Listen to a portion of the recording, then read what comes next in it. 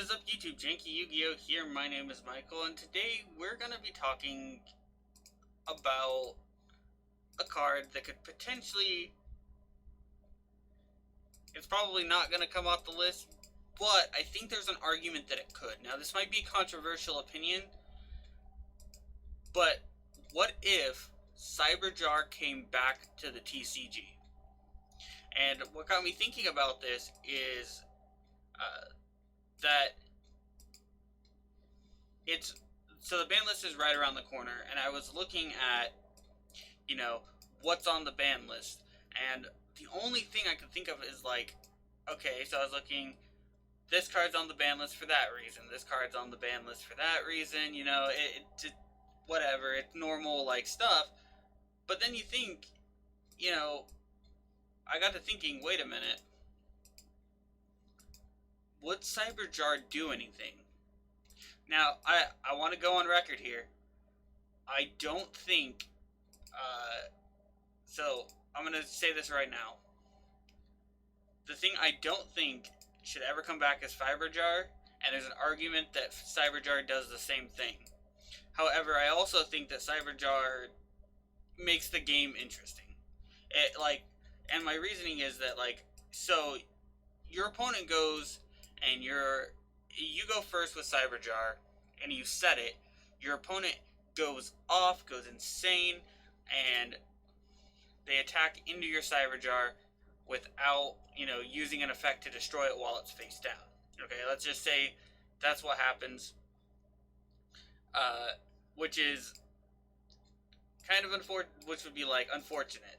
Alright, that's realistically what would happen, and you wasted your turn not doing anything.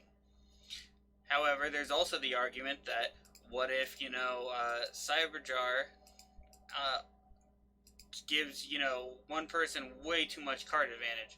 Because Cyberjar states that when it's flipped face up, you destroy all monsters on the field, and then each player looks at the top 5, and level 4 or lower monsters are special summoned in face-up attack or face-down defense position, depending on what what the person wants to special summon them in.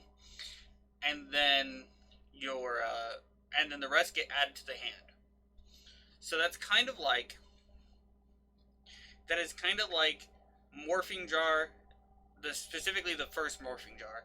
And I think that and that Morphing Jar isn't doing anything right now. And I know that some people might argue that Cyberjar is a lot stronger. And it is. Cyberjar is stronger than Morphing Jar, arguably, because it summons the monsters. However, at the same time,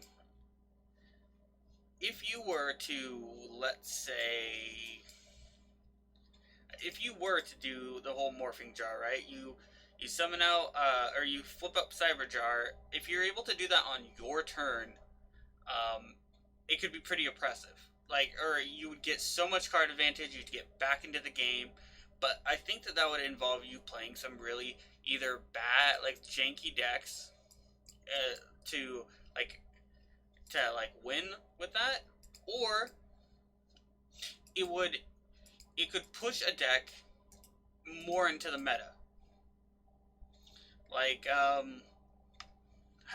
Prediction Princesses aren't a good deck, but that's an example of a deck that has synergy with what we're talking about, that would want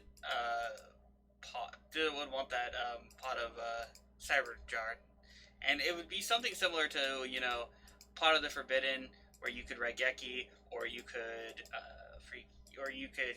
not Raigeki, but I believe there's Raigeki, there's you take a card from your opponent's hand or you draw 2. I think that's what Pot of the Forbidden does. But I still think that the argument is that I heard someone, because I asked people make the argument, and this is an older player, they said, well, what about Empty Jar? We don't want Empty Jar to be this really crazy oppressive thing. And I said,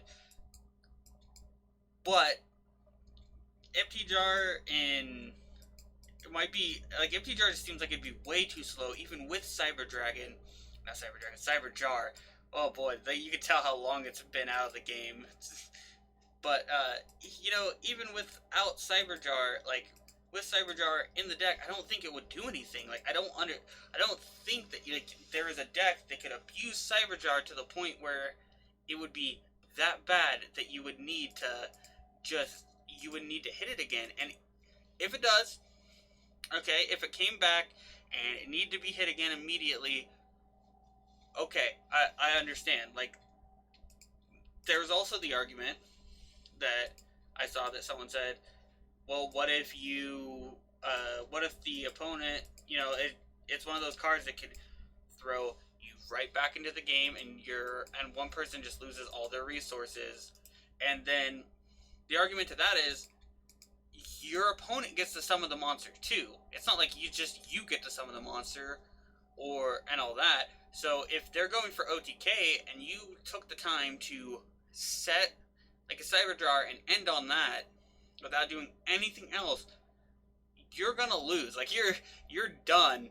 And then if you maybe you made a stun deck, okay, and you went Cyber Jar, set 4 pass on turn 1, but at the same time, if you do this whole set 4 pass, those 4 like trap cards, it could easily be another either a threat, and those 4 trap cards are probably gonna stop them anyway. Cyber Jar doesn't do hand loops. It's a dark hole that would specifically like mess up a lot of decks, sure. But however, like I said, you're going for OTK. Like if your opponent's going for OTK, right, to OTK you, and actually, you flip up the Cyber Jar, it blows it up, there's still a potential they could OTK you. And that's where I think that the whole argument of like maybe Cyber Jar is still good comes into play. Is they could still possibly OTK you. Granted, you could also get so much card advantage off either same way, but I think what it would do to the game is it would make for a lot of very interesting game states. Like, and maybe that's my own opinion, but as someone who's played the game since the start, Cyber Jar did go from being a really powerful card that just felt so backbreaking to I don't think it's quite that powerhouse anymore. It's not like it's Snatch Steal, which there was a format that they brought Snatch Steal back, and then they had to ban it immediately. Like the next format, as soon as the next list came out, they banned it because it was way too good. And I don't think that Cyber Jar would follow that trend. I think that what would happen is that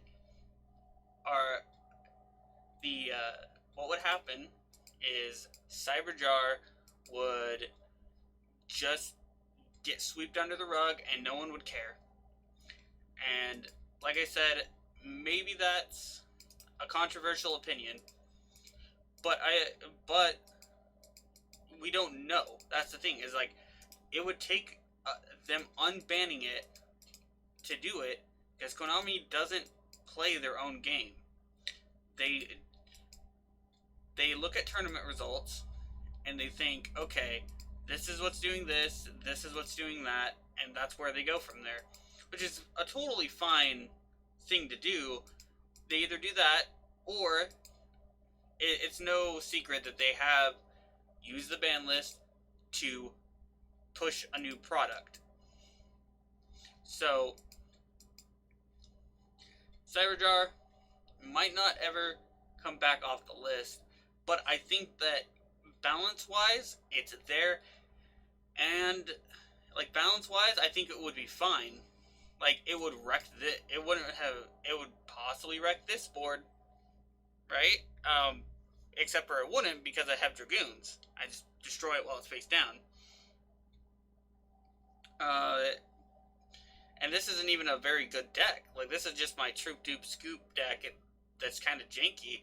But, like, so, Cyber jar, I think it would get some people, but I think that the meta could easily adjust to it, and if it did become a problem. On top of that, there's ways to stop it. If you were to, like, maybe threatening roar, or find a way to stop it so you could flip it up on your turn and get as much advantage as possible. We have hand traps, we have all this stuff to stop it, and what I think it'd be kind of fun to watch these weird Cyberjar decks go off, and yeah. Anyway, I've rambled on long enough. Tell me what you think in the comments. Do you think Cyberjar could come back? Because I think that there's an argument that it could. Anyway, if it's your birthday today, happy birthday. If you want to send me any cool deck profiles or replays, emails in the description. If you enjoyed this type of video, let me know in the comment section below. It's the best way to interact with me, since I do read all the comments. And of course, and as always, have a wonderful day.